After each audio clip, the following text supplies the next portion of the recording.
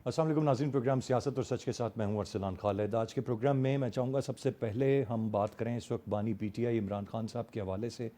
Supreme court के अहकामात और कल रात 12 बजे की डेडलाइन थी कि उनको अस्पताल लेकर आना था।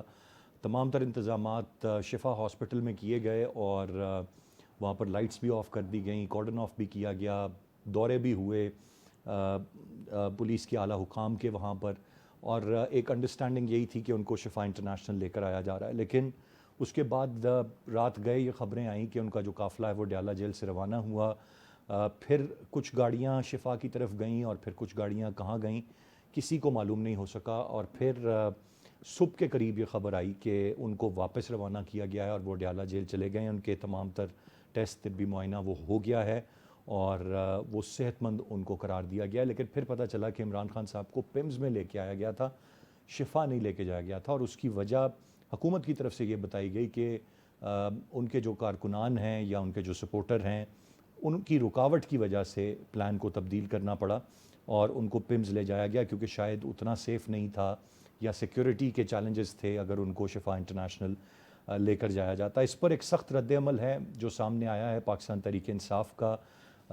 बैरिस्टर गौहर साहब की सख्त स्टेटमेंट हैं, उनकी हमशीरा जो उनके हमरा थी कल, उनके कुछ बयानात हैं जिनमें कल रात का अहवाल वो भी हमें बताती हुई नज़र आती हैं। लेकिन अब सवाल ये उठ रहा है कि ये मामला किस सिमत में जाएगा, कि क्या कुछ ताख़ीर हुई, क्या उस अस्पताल नहीं लाया गया तो ये हुकूमत के लिए कॉन्टेम्प्ट ऑफ कोर्ट के ज़ुमरे में आएगा मामला, या इससे हट कर इसकी कुछ हकीकत है। लेकिन बानी पीटीआई जो एक तवील अरसे से जिनके हवाले से उस तरह से कोई ख़बर वाज़े तौर पर नहीं आ रही थी, माजी में जब उनको अस्पताल पिम्स लाया जाता था तो अगली सुबह पता चल जाता था कि उनको लाया गया और उनका मुआयना, तिब्बी मुआयना करके उनको वापस ले जाया गया। लेकिन इस दफ़ा पहले से चूँकि एक फ़ैसला मौजूद था तो इसलिए जो सियासी पारा है वो हाई था, एक हाइप बनी हुई थी। फिर बहुत अरसे से उनके चाहने वाले जो हमें कहीं उस तरह से नज़र नहीं आ रहे थे, उनको गैदर होने का एक मौका मिला। गो के उनकी पार्टी लीडरशिप ने ये कॉल्स दी थी वाज़े तौर पर कि कोई भी अगर अल-शिफा की तरफ जाएगा तो वो बुनियादी तौर पर पार्टी के साथ या खान साहब के साथ बेहतर या अच्छा नहीं कर रहा होगा, उनका इलाज मौलजा होना चाहिए। और तासुर ये था कि शायद वो डयाला जेल वापस नहीं जाएंगे, वो सब जेल करार दे दिया जाएगा एक ख़ास हिस्से को हॉस्पिटल की, और इमरान खान साहब वहीं पर फिर उनका इलाज होगा। लेकिन उनका ब्लड प्रेशर नॉर्मल बताया गया, उनकी आँख की जो सूरत हाल है उसमें बेहतरी बताई गई, और जो तिब्बी मुआयना है वो कुछ और बता रहा है। लेकिन इससे हट कर जो बातें हैं वो कुछ और हैं। अब इस सब में जो गुज़िश्ता 48 घंटे थे वो बहुत अहमियत के हामिल रहे। किसी डील की बात हुई, मुल्क से बाहर भेजने की उनको बात हुई, अल-शिफा से उनको बनी गाला को सब जेल करार देकर वहाँ मुंतकिल करने की बात हुई। यानी कि सब कुछ होता रहा और हुकूमत पर एक प्रेशर रहा। लेकिन eventually this is the end result जो अब हमारे सामने है। मैं चाहूँगा तफसील से ज़रा इस मामले पर हम बात कर लें। और फिर कल तक तो जो कॉल थी 27 सितंबर की पाकिस्तान तहरीक-ए-इंसाफ की, उस पे भी गौर व करने की बातें हो रही थीं कि अगर तो खान साहब को रिलीफ मिल जाता है और फिर शायद ज़रूरत ही ना पड़े उसकी। और फिर ये सब कुछ जो अचानक से हुआ है इसने बहुत सा एक कह लीजिए कि बहुत से सवालात जो हैं उनको पैदा किया है। मैं चाहूँगा उन पर बात करें प्रोग्राम के आगाज़ में। फिर आगे बढ़कर बलूचिस्तान आज मरकज़ निगाह रहा, बलूचिस्तान के लोग और बलूचिस्तान का मुस्तकबिल आज मरकज़ निगाह रहा, इस लिहाज से कि CDF जो हैं फील्ड मार्शल आसिम मुनीर साहब, उन्होंने भी बड़ा वाज़े तौर पर आज जो मुलाकात की और उसमें जो तमाम तर बातें उन्होंने जिस तरह बलूचिस्तान के हवाले से, बलूचिस्तान के यूथ के हवाले से, बलूचिस्तान की पॉलिटिकल लीडरशिप और सरदारों के हवाले से और बेहतर मुस्तकबिल के हवाले से आज सारी गुफ्तगू की। तो फिर अब से कुछ देर कबल शाम में वज़ीर आज़म शहबाज शरीफ साहब ने नेशनल वर्कशॉप बलूचिस्तान के शुरा से ख़िताब किया और इन्हीं बातों को उन्होंने दोबारा दोहराया। इस वक्त बलूचिस्तान जहाँ फितनल हिंदुस्तान और फितनल ख़वारिज का मुकाबला कर रहा है, इसलिए बहुत अहमियत बलूचिस्तान की हर लिहाज से पाकिस्तान के लिए है और वहाँ के अवाम की बहुत अहमियत है। और उसी सिलसिले में ये तमाम डायलॉग्स, ये गुफ्तगू, ये बातचीत, ये मुलाकातें, ये सब हो रहा है और जो कि बहुत अच्छा और पॉजिटिव साइन है। लेकिन दहशतगर्दी का बहरहाल एक बड़ा सामना है। मैं चाहूँगा उस मामले पर भी हम तफसील से बात करें। हमें प्रोग्राम में ज्वाइन कर रहे हैं सज्जाद मीर साहब, सीनियर सहाफ़ी और तजिया कार हैं। बहुत शुक्रिया सर आपके वक्त का। कामरान खान साहब, senior journalist and analyst is with us. اور مبشر بخاری صاحب جو کہ سینئر صحافی و تجزیہ کار ہیں، کچھ دیر بعد پروگرام میں جوائن کریں گے۔ میر صاحب، اب چونکہ یہ سب ہو چکا اور ہفتے کا آغاز اس پروگرام سیاست اور سچ کے لیے ہے، تو میں چاہوں گا ذرا تھوڑا سا تفصیل سے ہم آ جائیں کہ یہ کس طریقے سے ایک دم معاملہ بنا۔ گزشتہ ہفتے تک اس کی کوئی چانسز نہیں تھے، پھر اچانک سے ان کی جیل سے منتقلی، ان کو اسپتال لانا، یہ احکامات، پاکستان تحریک انصاف کے اندر مکسڈ ایموشنز، کہیں پر جشن اور کہیں پر بے چینی، یہ دونوں ہم نے دیکھی۔ اور پھر سارا کچھ ہونے کے بعد آج صبح یہ پتہ چلا کہ وہ تو جیسے ماضی میں ہوتا آیا ہے، دوبارہ سے پیمز میں ان کا معائنہ ہوا اور واپس چلے گئے جیل۔ تو وہ جو سب جیل قرار دینا، علاج ہونا، وہاں رکنا اور ریلیف کی طرف آگے بڑھتے جانا یا کوئی قدم ہونا یا مبینہ ڈیل کا ذکر ہونا، یہ ساری باتیں اب ہم اس وقت جب بات کر رہے ہیں تو دم توڑ چکی ہیں۔ دیکھیں، بات یہ ہے کہ جب بھی کوئی ایسی بات ہوتی ہے، کوئی ریلیف ملتا ہے جسے کہہ لیجیے گا، تو عام طور پر ہم اس کو بہت دور تک لے جاتے ہیں۔ ہم مثلا یہ کہنا شروع کر دیا کہ بنی گانا لے جایا جائے گا انہیں، ہم نے یہ کہنا شروع کر دیا کہ اس کے بعد یہ ملک سے باہر چلے جائیں گے، ہم نے یہ کہنا شروع کر دیا کہ یہ ساری بات اس لیے ہو رہی ہے کہ عمران خان کے ساتھ ڈیل ہو گئی ہے۔ دوسری طرف سے یہ کہا گیا کہ یہ سب اس لیے ہو رہا ہے کہ یہ لوگ عمران خان سے ڈرے ہوئے ہیں، اور ڈرے ہونے کی وجہ سے انہوں نے ہاتھ پاؤں جوڑ کر ان سے ریکویسٹ کی ہے عمران خان سے، خدا کے لیے آپ ہمارے لیے ہمارے ہاتھ پہ رحم کرو، اور عمران خان مان گئے ہیں، بالآخر مان گئے ہیں، اور وہ اب ملک سے باہر چلے جائیں گے اور کوئی سیاست نہیں کریں گے۔ یہ ساری کہانیاں اس کے بعد گڑھ لی جاتی ہیں، سنا دی جاتی ہیں، بتا دی جاتی ہیں، جبکہ میرا یہ کہنا ہے، اور بڑے کلیئر لفظوں میں کہنا ہے، پہلے دن سے کہہ رہا ہوں، آپ کے چینل پہ بھی کہہ رہا ہوں، آپ سے گفتگو کرتے ہوئے کہا ہے کہ آسان نہیں ہے عمران کا باہر آنا اور ایک آزاد زندگی گزارنا۔ وجہ یہ ہے کہ اس کی لڑائی کسی سیاست دان سے نہیں ہے، اس کی لڑائی فوج سے ہے، اور اس نے سارا جو نیریٹو بلڈ کیا ہے وہ فوج کے خلاف بلڈ کیا ہے۔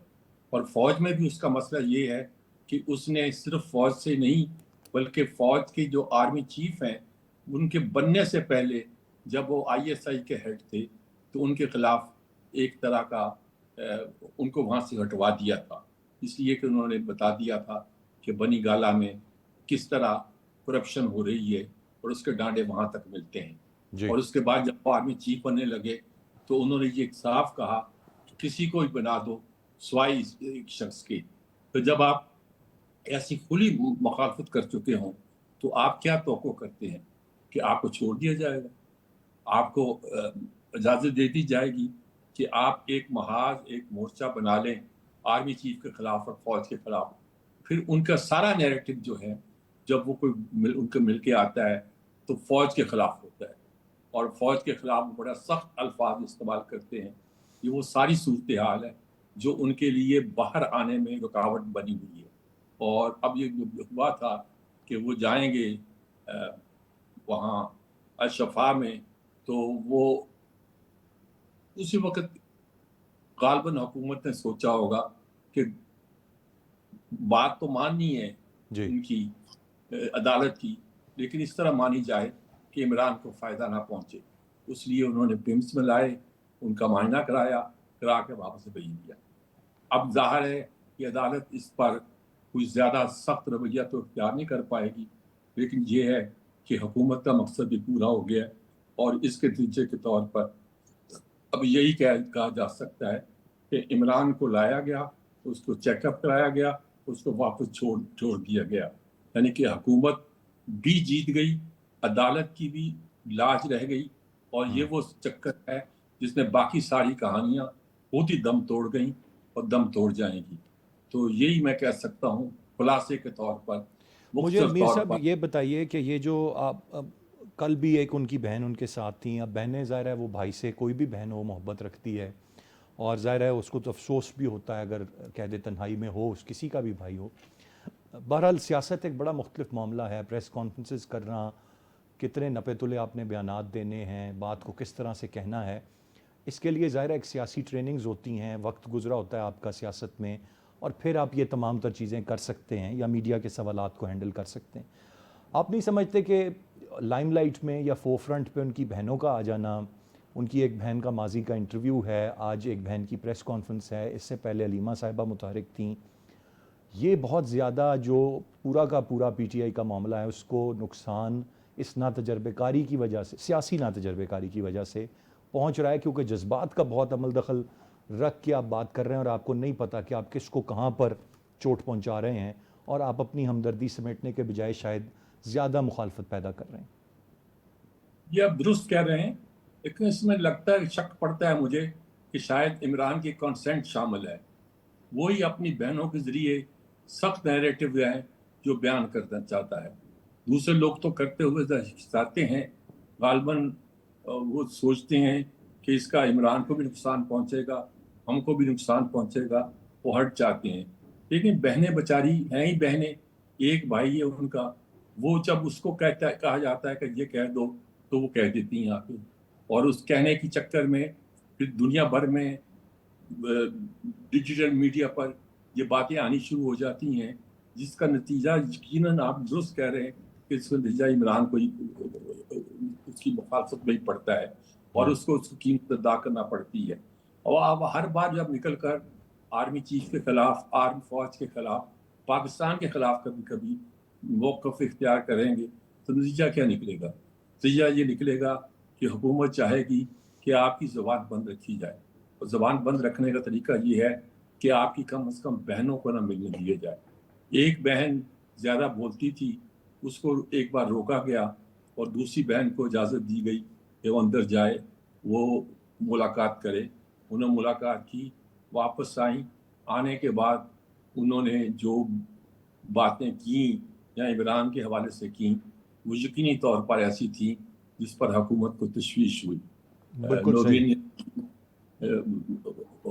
اللہ ان کو میں یہ کہتا ہوں کہ ان کی حفاظت کرے. لیکن ان کا بیٹا بھی جیل میں ہے، حفیظ اللہ نیازی کی یہ وائف ہیں شاید، اور خود ان کے لیے مشکلات ہیں. ان کی اپنی خاندان میں ایک طرح کی دراڑ پڑی ہوئی ہے. اس ساری صورتحال میں بہنوں کے ساتھ تو ہمدردی کی جا سکتی ہے، لیکن یہی کہا جا سکتا ہے کہ بھائی کی محبت میں یا بھائی کے کہنے پر وہ سب کچھ کہتی اور کرتی ہیں جو عام طور پر سوچا جا سکتا ہے کہ نہیں کہنا چاہیے، نہیں کرنا چاہیے. کامران خان صاحب کی جانب میں بڑھوں گا. خان صاحب، آپ کیسے دیکھ رہے ہیں؟ How do you see this whole episode? اب یہ کوئی I think for now it's no more a developing story, یہ کنکلوڈ ہو چکی ہے ابھی کے لیے. جو ایک سلسلہ چلا سپریم کورٹ سے، جو احکامات، جو منتقلی، جو واپس، so it is very much concluded. How would you analyze this whole episode? جی شکریہ ارسلان صاحب. نہیں، یہ کنکلوڈ تو نہیں ہوئی. آپ نے کہا سرے دست، میں کہتا ہوں سرے دست بھی کنکلوڈ نہیں ہوئی. ابھی تو یہ ڈیولپنگ سٹوری ہے، چلے گی، اور اس کے جو سیکولز ہیں وہ آئیں گے. ابھی تو اس کا جو فالو اپ ہے وہ آنا ہے. اور اچھا، میں بہت ساری کامران صاحب چیزیں اس لیے کہ اگر تو یہ معاملہ شفاب یا پمز میں رکتا، یہاں وہاں سب جیل بنتی، میں پھر سوچتا کہ ابھی اس میں کچھ آنا ہے. لیکن جیل واپس منتقلی کے بعد بھی آپ سمجھتے ہیں کہ آگے اس کے مزید کچھ آنا ہے؟ جی، اس لیے کہ ایک تو نظر ثانی درخواست جو ہے وہ حکومت نے آج آپ کے سامنے ہے کہ انہوں نے پھر دوبارہ جو ہے کچھ ترامین کے ساتھ اور اعتراضات دور کرنے کے بعد وہ انہوں نے دوبارہ دائر کر دی ہے. تو اس کا مطلب یہ ہے کہ جی حکومت بھی یہ سمجھتی ہے کہ جو 18 اگست کا فیصلہ تھا سپریم کورٹ کے فل بینچ کا، وہ اس میں وہ سمجھتے ہیں کہ جی اس میں نقص بھی ہے، یعنی اس کو امینڈ بھی ہونا چاہیے. اور دوسرا یہ کہ وہ یہ بھی سمجھتے ہیں اس بات سے کہ جی وہ انہوں نے 100% اس کے اوپر عمل نہیں کیا. ظاہر ہے تبھی انہوں نے وہ ریویو جو ہے وہ فائل کیا ہے. تو ایک تو یہ چیز ہے. دوسری بات یہ کہ یہ ابھی جتنے آپ نے دیکھا کہ صبح جو ان کی بہنوں کی پریس کانفرنس، اور ڈاکٹر فیصل سلطان جو تھے وہ بھی ساتھ بیٹھے ہوئے تھے، ان کی جو پریس کانفرنس تھی اس سے بھی کہیں یہ نہیں لگتا کہ وہ مطمئن ہو گئے اس چیز سے. دیکھیں، باوجود اس کے کہ ڈاکٹر عظمیٰ نے یہ کہا کہ وہ تو بالکل 100% فٹ تھے، اور ان کا جو بلڈ پریشر تھا وہ بالکل 120/80 تھا، اور انہوں نے یعنی کہ بڑا اطمینان کا اظہار کیا، انہوں نے فٹ ڈکلیئر کیا. وہ خود بھی ایک ڈاکٹر ہے ارسلان بھائی، جی ڈاکٹر عظمیٰ جو ہیں جی وہ جی. بھی ایک میڈیکل ڈاکٹر ہیں. تو اسی لیے، اور عدالت نے بھی یہ کہا تھا کہ جی آپ ان کے ساتھ رہیں گی ڈیورنگ دا پروسیس، تو ان کو ساتھ رکھا بھی گیا. डॉक्टर फैसल सुल्तान को जहां तक है कि जी वो ज्वाइन नहीं कर सके उस सारे प्रोसेस को, तो उसकी वजह बताई जा रही है कि जी पहले जाहिर है उनको शिफा इंटरनेशनल अस्पताल लेके जाना था, इसलिए डॉक्टर फैसल सुल्तान जो है वो पहले वहां पे उनको पहुंचा दिया गया कि जी बानी पीटीआई यहाँ आएंगे। लेकिन बाद में जब वो रीजंस दी गई कि जी सिक्योरिटी की वजह से फिर जो है वो बदला गया, तो वो फिर उन्होंने उसको बंद कर दिया, उसको उसको उन्होंने फिर अमेंड किया। तो वो मामला ये है कि अभी इस जो 18 अगस्त का फैसला है इसको चैलेंज भी किया गया है और इसके ऊपर 100% जो है वो अमल दरामद जो है वो भी नहीं हो सका, और जितना कुछ अमल दरामद हुआ है उससे ये तो मैं ये अर्ज करूंगा कि जो 18 अगस्त का फैसला था सुप्रीम कोर्ट का, उसमें 10 हदायत जो है वो जारी की गई थी, यानी जो डायरेक्शन दी गई थी 10 पॉइंट थी। अगर मैं उसका आपको रिव्यू दे दूं ना तो आपको समझ आ जाएगा कि ये क्यों अभी मैं कह रहा हूं कि ये मामला खत्म नहीं हुआ है। जी प्लीज़। पहले 3 निकात में कहा गया है, पहले 3 निकात में कहा गया कि एक तो अपना मुकम्मल मेडिकल रिकॉर्ड जो है वो खान साहब का वो वहां पे पेश किया जाए, फिर ये कहा गया कि उनके अहले खाना और वकला से मुलाकात का जो रिकॉर्ड है वो पेश किया जाए। तीसरी पॉइंट पे कहा गया कि जी उनके खिलाफ जितने भी जेर इल्तवा मुकदमात हैं, चाहे वो अभी सब जुडिस हैं चाहे वो ट्रायल की सतह पर हैं, कहीं पर भी हैं, वो उनका मुकम्मल रिकॉर्ड जो है वो दिया जाए। चौथा पॉइंट इंपॉर्टेंट था जिसमें कहा गया था कि जी उनको शिफ्ट किया जाए। अब ये देखिए यहाँ पे शिफ्टिंग नहीं हुई, उनका विजिट हुआ है, ठीक है। सही बात तो यहाँ पर वो उससे मैं उस तरफ जा ही नहीं रहा कि जी डॉक्टरों ने उनको फिट डिक्लेयर किया, खुद उनकी बहन ने एतराफ किया कि वो 100% फिट थे, और जब वो 100% अगर फिट हैं तो फिर उनको क्या जरूरत है कि जी वो अस्पताल में रहें। तो फिर मेडिकल बोर्ड कॉन्स्टिट्यूशन की बात थी, वो भी जो है वो उसकी नौबत ही नहीं आ सकी। डॉक्टर फैसल सुल्तान और उस्मा खान का नाम लेकर कहा गया था, अदालत ने कहा था कि ये दोनों जो हैं वो इस प्रोसेस में साथ रहेंगे, तो ये 50% इसके ऊपर अमल हुआ। डॉक्टर उस्मा जो थी वो बिल्कुल उनके साथ साथ रहीं जब तक ये सारा प्रोसेस जो है वो हो गया, मुकम्मल नहीं हो गया, ठीक है जी। और इसके बाद ये कहा गया था कि जी उनकी वो फोन पे मुलाकातें, उनकी जो बेटों से बात भी कराई जाएगी और हफ्ते में मुलाकातें भी होंगी, तो उसकी नौबत ही नहीं आई, क्योंकि वो जाहिर है जब फिट डिक्लेयर करने के बाद आपने वापस कर दिया तो ये होगा। लेकिन इसमें एक चीज जरूर है कि इसमें एक पॉइंट है, एडमिनिस्ट्रेटिव पॉइंट, जो कि सुप्रीम कोर्ट ने लिखा अपने कोर्ट ऑर्डर में, और वो देखें वो कहता क्या है कि अगर कोई भी पार्टी यानी हुकूमत और बानी पीटीआई की फैमिली या वो खुद जी। अगर वो समझते हैं कि जी कोई भी फरीक अगर ये समझेगा कि उनको कोई खदशात या कोई एतराज होगा कि ये प्रॉपर इंप्लीमेंट नहीं हो रहा और अदालत ने जो अहकाम दिए हैं उसके ऊपर लेटर एंड स्पिरिट में अमल नहीं हो रहा,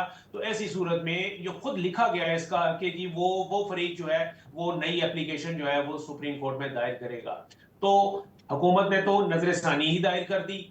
अब बारी है पीटीआई की, तो पाकिस्तान तहरीक इंसाफ और जो उनके वकला और अहले खाना हैं बानी पीटीआई के, वो भी दरखास्त जो है वो तैयार कर रहे हैं, और हमारी मालूमात के मुताबिक जरा ये कहते हैं कि जी वो दरखास्त जो है वो भी सुप्रीम कोर्ट में आएगी, तो ये मामला जो है वो दोबारा सुप्रीम कोर्ट में जाएगा। वहां पर फिर ये पॉइंट जो है होगा जिसके ऊपर के चीफ कमिश्नर इस्लामाबाद ने हुकूमत की जानिब से दरखास्त दायर की है, जिसमें उन्होंने कहा है कि जी कहाँ कहाँ किन किन पॉइंट्स पर जो है वो अदालत ने जो है वो जेल मैनुअल को फॉलो नहीं किया और इसको नहीं किया। ये सारी चीजें जो है वो फिर उस वक्त आएंगी, वहां पर फिर ये वाली रिपोर्ट्स जो है वो पेश होंगी कि जब डॉक्टर्स ने नहीं कहा कि जी ये फिट हैं और इनको जरूरत नहीं है एडमिशन की इनको, और तो फिर जाहिर है कि सुप्रीम कोर्ट जो है वो अपने फैसले पर कोई नजरसानी की कोई उनको बुनियाद मिलेगी कि किस वजह से ये फैसला जो है वो रिव्यू करना है। तो ये मामला जो है वो अभी इस अंदाज में मैं ये कह रहा हूं कि ये अभी चलेगा, ये वाला मामला राइट। जो है ये रुका नहीं है, ये अभी चलेगा। आपकी नज़र में ये मामला अभी चलेगा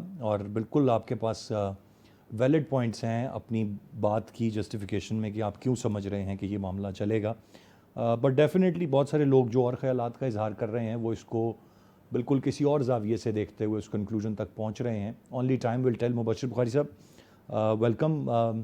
कैसे देखा आपने सुप्रीम कोर्ट के फ़ैसले और उसके बाद होने वाले सारे के सारे मामले को? आज सुबह 5, साढ़े 5, 6 बजे तक और फिर उसके भी 2-1 घंटे के बाद जब तस्दीक हो गई उनकी वापसी की इमरान खान साहब की जेल की, अब ये अब सुन रहे होंगे, अभी जो कामरान साहब से भी बात मेरी चल रही थी वो ये कि ये एपिसोड अभी के लिए ख़त्म है, लेकिन उनका ये मानना है कि नहीं ये चलेगा। आप कैसे देख रहे हैं इसको? क्योंकि اگر تو میرے خیال سے وہ رک جاتے اور کوئی ہسپتال چاہے پیمز ہوتا یا شفا وہ سب جیل ہوتا تو پھر وہاں سے آگے ایک عام کیلکولیشن ہے نا کہ جی فلاں چیز کا علاج بیرون ملک ہونا ہے تو وہاں جانا ہے یا یہاں رہنا ہے یا یہاں سے بنی گالا میں وہ کمفرٹیبل فیل کریں گے. اگر کوئی ذہنی دباؤ ہے یا ڈپریشن ہے کچھ لوگوں سے ملاقات کی اجازت ہوگی تو ایسی صورتیں تھیں. لیکن اب یہ بیک ٹو اسکوائر ون ہے, پھر وہاں سے ہی دوبارہ چلنا ہے میری نظر میں. آپ کیسے دیکھ رہے ہیں اسے؟ جی افسران بھائی بہت شکریہ. دیکھیے یہ ہائپ جو ہوئی تھی کریٹ اور وہ جو جوش و جذبہ آپ کو نظر آ رہا تھا اور میڈیا فوکس نظر آ رہا تھا وہ کیوں تھا؟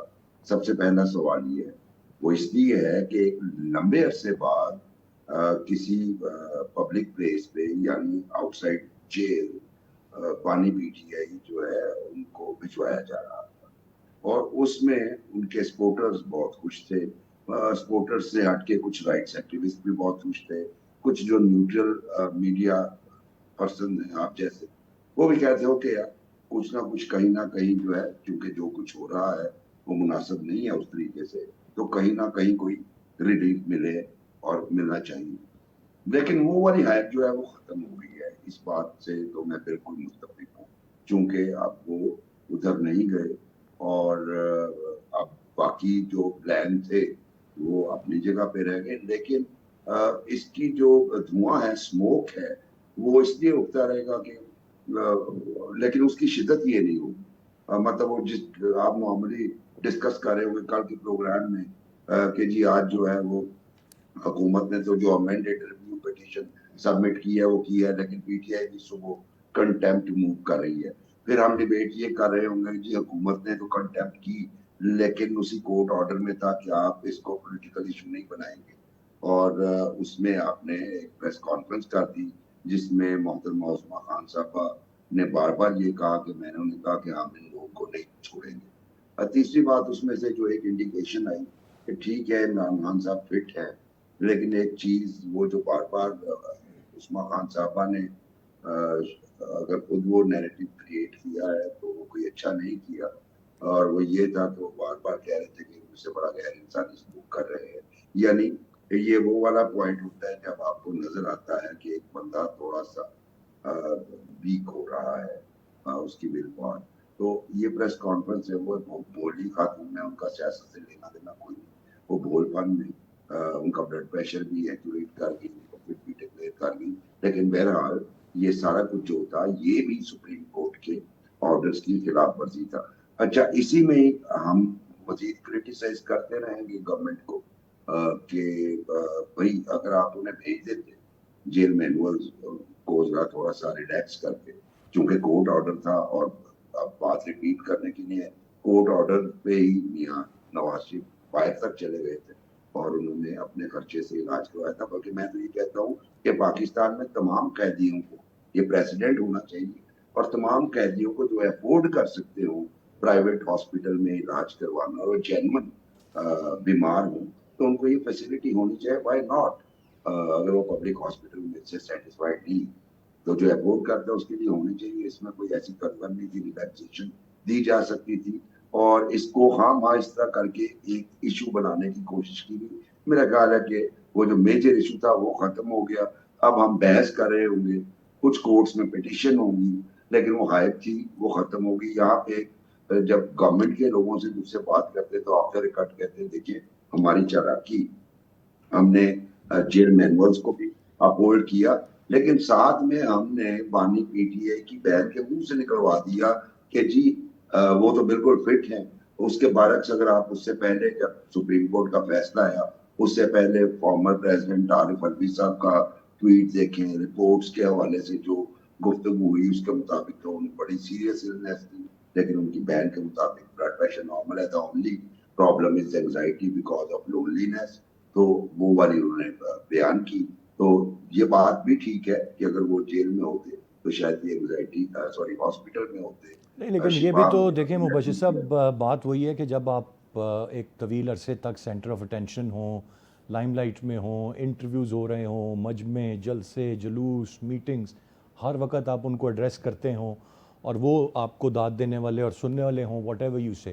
اور پھر جب آپ اقتدار میں ہیں آپ اس سے نکلے, زمان پاک میں بھی آپ کی ایک روٹین رہی, اب ظاہر ہے جب آپ کو وہ آڈینس میسر نہیں ہے اور ایک طویل عرصے سے نہیں ہے, تو میں یہ آپ ہی سے پوچھ رہا ہوں مبشر بھائی کہ اس کا ظاہر سائیکلوجیکل افیکٹ تو انسان پر بہت حد تک پڑے گا نا, اس کو ضرور آپ رسپونڈ کریں. اور شاید پہلے یہ تھوڑی سی بات ہوگی, میر صاحب سے بھی میں نے یہ سوال کیا تھا کہ اس وقت وہ بہنیں جو عمران خان صاحب کی ہیں وہ اپنے جذبات رکھتی ہیں, ہم ان کی قدر کرتے ہیں, کسی بھی بہن کے ویسے ہی جذبات ہوں گے, لیکن جو پولیٹیکل ٹریننگ یا سیاسی ٹریننگ نہ ہونا ہے, تو ابھی جو آپ نے جس پوری پریس کانفرنس کا ذکر کیا تو آپ نے یہی بات کہہ دی کہ ایک طرف انہوں نے بہت ساری اور چیزوں کا ذکر کیا اور ایک طرف 120 اور 80 ماشاءاللہ بلڈ پریشر بتایا, جو کہ بہت مشکل ہے اگر جنرلی بھی 100 لوگوں کا چیک کیا جائے, اتنا بیلنسڈ ملنا اور باقی چیزیں بھی, اور آنکھ کے مسائل بھی ٹھیک ہونا.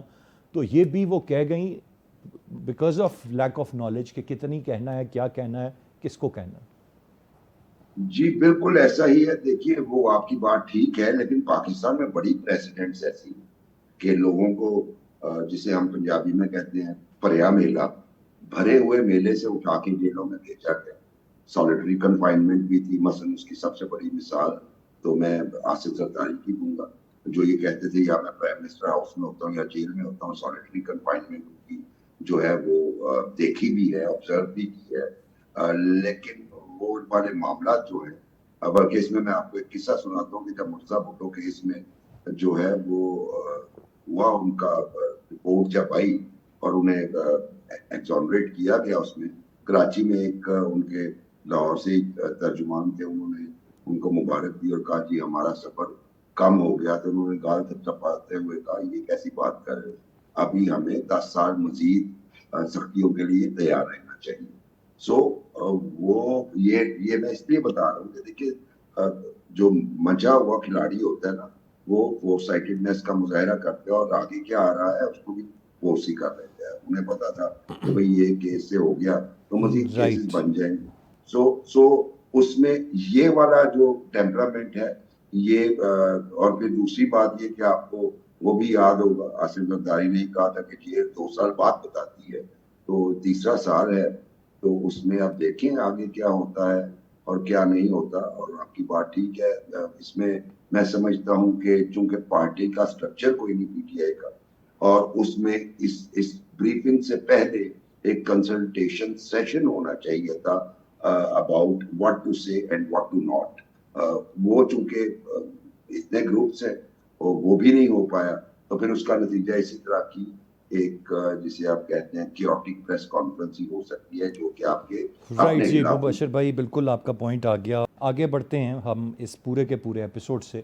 سجاد میر صاحب, بلوچستان اور بلوچستان کی عوام, بلوچستان کی لیڈرشپ, مرکز نگاہ, آج کا دن خاص اہمیت کا حامل رہا, جہاں پر ایک طرف فیلڈ مارشل اور پھر اس کے بعد ہم دیکھ رہے ہیں نیشنل ورک شاپ بلوچستان میں پرائم منسٹر پاکستان بات کر رہے ہیں, اور جو پورے دن کی ہیڈ لائنز بن رہی ہیں وہ بلوچستان کے لیے بن رہی ہیں.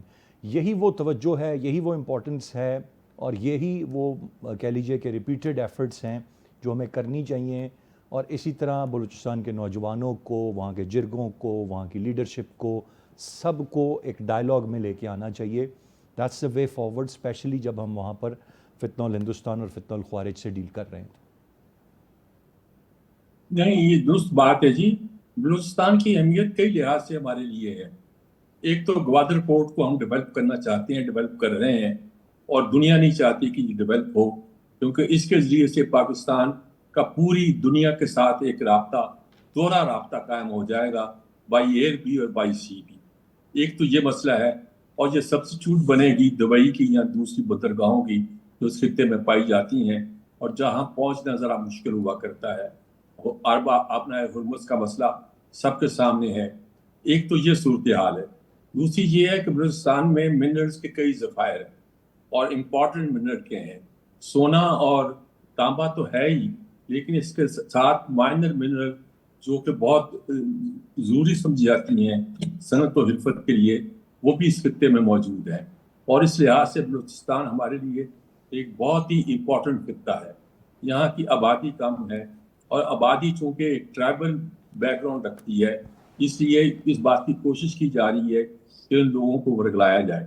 لیکن ان میں سے ایک بڑی تعداد محب वतन लोगों की है, वो इस चक्कर में नहीं आते। तो ये सारी सूरत हाल की वजह से गाहे बगाहे हमारे लिए प्रॉब्लम पैदा होते हैं। खैबर पख्तूनख्वा में तो रास्ता एक ही है अफगानिस्तान की तरफ से आने का, जहाँ अफगानिस्तान के साथ ईरान भी है, और ईरान के साथ हमारे ताल्लुकात बड़े सेंसिटिव हैं। हमारा दोस्त भी है, लेकिन इस बात की कोशिश की जाती है कि दोस्ती की आड़ में कुछ लोग वहाँ से इधर घुसने की कोशिश करें, और करते रहते हैं। तो इसके नतीजे के तौर पर पाकिस्तान को बहुत तवज्जो देनी पड़ती है अपने इस सूबे पर, जो बड़ा भी है, वसाइल भी रखता है, जो अनटेप्ड है, और इसके अलावा यहाँ की बंदरगाह, यहाँ के रास्ते बहुत इम्पोर्टेंट, अहम पाकिस्तान के लिए हैं। और इस अहमियत और इम्पोर्टेंट होने की वजह से पाकिस्तान के लिए बलूचिस्तान मुश्किल पैदा कर रहा है।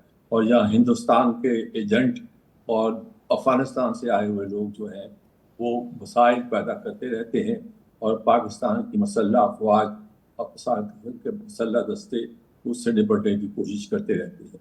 इस सारी सूरत हाल में बलूचिस्तान हमारे लिए एक बहुत बड़ा मसला भी है, एक बहुत बड़ी खबर भी है, जो रोज़ पैदा होती है, रोज़ हम इनसे निपटते हैं। निपटते रहेंगे इंशाल्लाह, और शिकस्त तो देनी है हमने।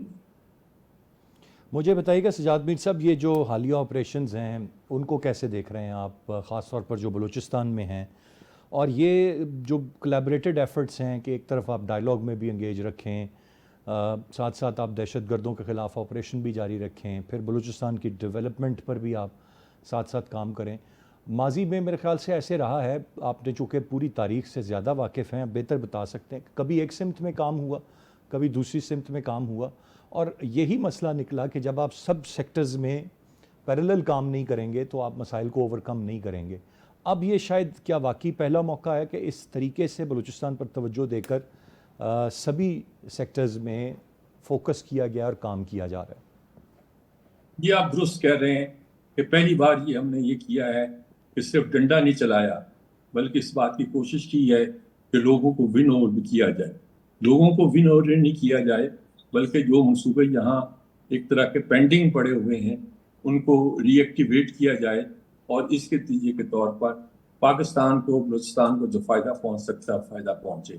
देखिए, अगर तालीम आम हो, अगर सिक्योरिटी के इंतजाम बेहतर हों, और अगर पाकिस्तान के अदारे जो हैं वो इस बात की कोशिश भी करते हैं किसी तरह से टारगेटेड प्रेसिड किया जाए और ढूंढा जाए पहले इन लोगों को कि ये कहाँ कहाँ अपनी कार्रवाई करते हैं, और उनको हिट किया जाए, बचाए कोई एक अमूमी किस्म की कार्रवाई करने के। तो ये आसान काम नहीं है। इस मुश्किल काम में पाकिस्तान जो कुछ कर सकता है कर रहा है, और मेरे ख्याल में खासी कामयाबी के साथ कर रहा है।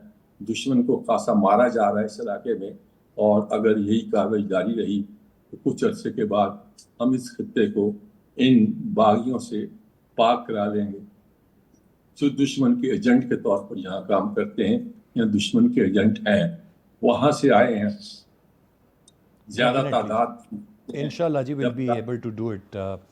अभी आप बात कर रहे थे जी मिनरल्स की, और रेयर मिनरल्स की जब हम बात करते हैं, और कॉपर की डिफरेंट फॉर्म्स, यानी कि बहुत सारी चीज़ें हैं जो कि अब इस वक्त की टेक्नोलॉजी की आम ज़रूरियात हैं, जिसमें आपकी अब ईवी की तरफ जाना है तो वहाँ पर ये मिनरल्स हैं जो उसके लिए फ़ायदेमंद साबित होंगे। जिस तरीके से एडवांसमेंट आ रही है अब ख़ास तौर पर जो जंगी साजो सामान या असलहा है उसमें, तो ये बहुत सारे मिनरल्स वहाँ कारामद होंगे, और इसमें अमरीकी एक बैंक एक बड़ी सरमायाकारी के लिए इस वक्त दिलचस्पी रखता है, और हालात साजगार होंगे तो ये सब बहुत बेहतर अंदाज में आगे बढ़ सकता है। कामरान खान साहब, योर टेक ऑन दिस, कैसे देख रहे हैं आप दिस इम्पोर्टेंस एंड इस तरह से एड्रेस करना, और जब सबको हम साथ मिलाएंगे तो तभी शायद मसाइल के हल की तरफ हम बलूचिस्तान के जा सकते हैं, और इस वक्त वो वक्त की अहम ज़रूरत भी है। How do you see it? जी, दुरुस्त फरमाया आपने कि कोशिशें तो बिल्कुल हर फोरम पे जारी हैं कि बलूचिस्तान का एहसास महरूमी जो है वो भी दूर हो। वहाँ पर जो फितना अल ख़वारिज और फितना अल हिंदुस्तान ने जो इस वक्त वहाँ पर दहशतगर्दी के महाज खोले हुए हैं उसके ऊपर पूरा काबू पाया जाए। لیکن ارسلان صاحب میرا تھوڑا سا پوائنٹ جو ہے وہ تھوڑا سا ڈفرینٹ ہے. وہ یہ ہے کہ یہ والی جو یہ سلوگنز ہیں بلوچستان کے لوگوں کا احساس محرومی دور کرنا اور ان کو مین سٹریم میں لانا, قومی دھارے میں شامل کرنا, ان کے لیے کوٹا دینا, یہ ساری چیزیں جو ہیں یہ ہم مطلب ہے کہ جب سے ہوش سنبھالا ہے یہ چیز ہم سنتے آ رہے ہیں. اور کیا وجہ ہے کہ سکسیسو گورنمنٹس جو ہیں وہ کوئی بھی ان سب نے اسی ایجنڈے کو فالو کیا. کسی نے یہ نہیں کہا کہ ہم بلوچستان کے خلاف ہیں یا بلوچستان کے لوگوں کے خلاف ہیں. سب کا ایجنڈا جو ہے وہ اس میں یہ شامل رہا, ان کے منشور میں یہ شامل رہا کہ یہ جی جو یہ صوبائی تعصب ہے اس کو ختم کرنا ہے, اور جو ایسے لیسٹ ڈیولپڈ جو پروونسز ہیں ان کو جو ہے وہ ساتھ لے کے چلنا ہے تاکہ وہاں کے لوگوں میں بھی احساس محرومی نہ ہو, اور وہاں پر پھر جو اس احساس محرومی کی وجہ سے جو بیرونی جو خطرات ہیں یا جو باہر سے یہ جو ہوتی ہے دہشت گردی ان کو موقع نہ مل سکے. یہاں پر انفارچونیٹلی ہمیں اس میں کوئی خاطر خواہ کامیابی نہیں ملی ہے. آپ اعداد و شمار دیکھ لیجئے کہ ابھی بھی جو ہے وہ اسی طریقے سے یعنی دہشت گردی کہ ہم ہر روزانہ دیکھیے ہم وہاں پر انٹیلیجنس بیسڈ آپریشنز ہو رہے ہیں, ان کی جو ہے نا وہ سرکوبی کی جا رہی ہے, ان کو جو ہے نمباسر کیا جا رہا ہے, لیکن اس کے باوجود جو ہے یہ چیز جو ہے وہ ختم ہونے کا نام نہیں لے رہی. تو وجہ یہی ہے کہ شاید جو ہے نا وہ ہم اس کے اوپر ابھی قابو اس طریقے سے پانے کی باوجود سخت کوششوں کے کامیاب نہیں ہوئے ہیں. تو میرا یہ خیال ہے کہ اس میں زیادہ کوششوں کی ضرورت ہے, زیادہ کائنیٹک جو ہے وہ ایکٹیویٹیز کی ضرورت ہے, اس کے خلاف ان کی سرکوبی اسی طریقے سے زیادہ جاری کی جائے, اور جو ہم یہ ورکشاپس کی صورت میں اور سیمینارز کی صورت میں جو ایک بلوچستان کے لوگوں کو جو ہے وہ ایک قومی دھارے میں لانے کے لیے ان کے اندر جو ہے وہ ہم انسٹل کر رہے ہوتے ہیں ایک نظریہ جو کہ وہاں پہ مسنگ ہے, تو اس کے لیے بھی جو کوششیں ہیں وہ اسی طریقے سے جاری رہنی چاہیے. میں یہ کہہ رہا ہوں دونوں فورم پر یہ ہو رہا ہے, انٹلیکچولی بھی اور کائنیٹیکلی بھی, یہ دونوں موڈز جو ہیں وہ ہو رہے ہیں, اس کے اوپر کوششیں بھی ہو رہی ہیں. لیکن اس کے باوجود ہمیں یہ سوچنا چاہیے جو ارباب اختیار ہیں, جو صاحب مسند ہیں, ان کو یہ سوچنا چاہیے کہ کیا وجہ ہے کہ باوجود ساری کوششوں کے کامیابی کیوں نہیں ہو رہی اس میں. بالکل آپ نے درست فرمایا کہ کیوں نہیں ہو رہی کامیابی, یہ سوچنے کی ایک بات بہرحال ضرور ہے, لیکن شاید جواب بھی اسی میں ہی ہے کہ یہ کوششیں بہت حالیہ عرصے میں تیز کی گئی ہیں, اس سے پہلے شاید اتنی تیز نہیں تھیں, تو کچھ وقت لگے ان کے نتائج آنے میں. بٹ مبشر بخاری صاحب, یور ٹیک آن دس, آپ کیسے دیکھ رہے ہیں سب کو؟ جی ایک انتہائی کمپلیکس ایشو ہے جس کو ہم ڈسکس کر رہے ہیں اور ہم کر رہے ہیں, اور اس میں پچھلے کچھ عرصہ پہلے بھی ہم نے پروگرام کیا جب DGI-SPR نے اپنی پریس کانفرنس کی اور انہوں نے پہلی دفعہ ایک اور نئے اینگل سے ایشو کو ہائی لائٹ کیا, اور انہوں نے وہاں کے سرکاری سسٹم کو بھی پارٹ آف پرابلم ڈکلیئر کیا, جو کہ بالکل ٹھیک تھا.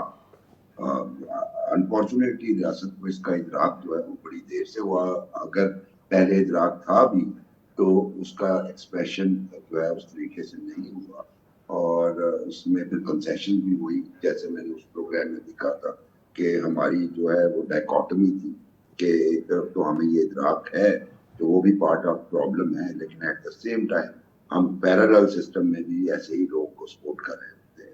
تو سب سے پہلے تو یہ دیکھنا ہے کہ کیا ریاست نے اپنی اس پالیسی میں کوئی تبدیلی اختیار کی ہے, اور میرے ذاتی خیال میں یہ سب سے کی جو فیکٹر ہے ایک ڈیموکریٹک معاشرہ وہ ہوتا ہے جہاں پہ ذات پات یا ٹرائب کی بنیاد پہ کوئی تخصیص نہ کی جاتی ہو, کسی کی طاقت اس پر منحصر نہ ہو کہ اس کا قبیلہ کتنا بڑا ہے یا اس کے کس سے کتنے تعلقات ہیں, اور کیونکہ جب وہ اس طرح کے تعلقات ہوتے ہیں, قبیلہ بڑا ہوتا ہے, تو وہ ایسے ایک بہتر پوزیشن میں ہوتے ہیں کہ ایسے عناصر کو وہ ہائیڈ آؤٹ بھی فراہم کر سکیں, اور پھر دوسری طرف ریاستی اداروں کو بھی اپنے مقاصد کے لیے استعمال کر سکیں. تو ایک تو اس پرابلم کو ایڈریس کرنا پڑے گا.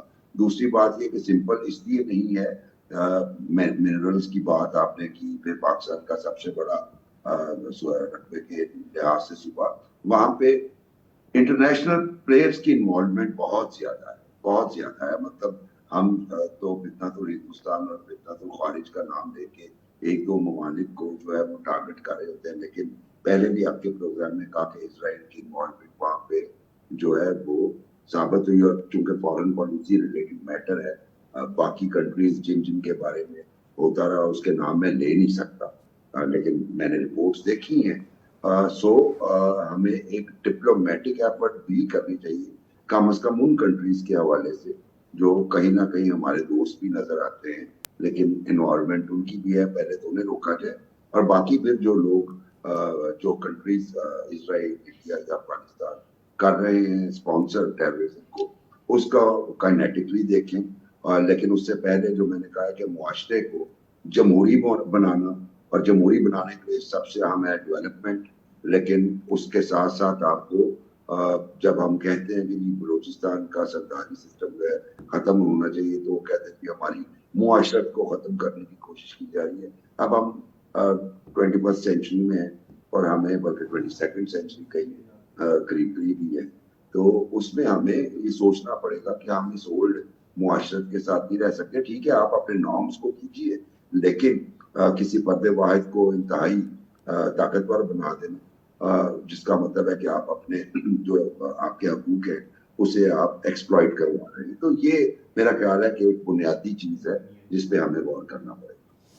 डेफिनेटली जी, ये बुनियादी चीज़ है जिस पर गौर करना पड़ेगा। तवज्जो मरकूज़ है इस वक्त बलूचिस्तान पर, और आज का दिन अहमियत का हामिल रहा। फील्ड मार्शल और फिर वज़ीर आज़म शहबाज शरीफ दोनों ने आज ही के दिन इस मामले पर दो मुख्तलिफ़ जगहों पर मुख्तलिफ़ बातें की, लेकिन मकसद और फोकस और जो फ्यूचर गोल है वो एक ही था।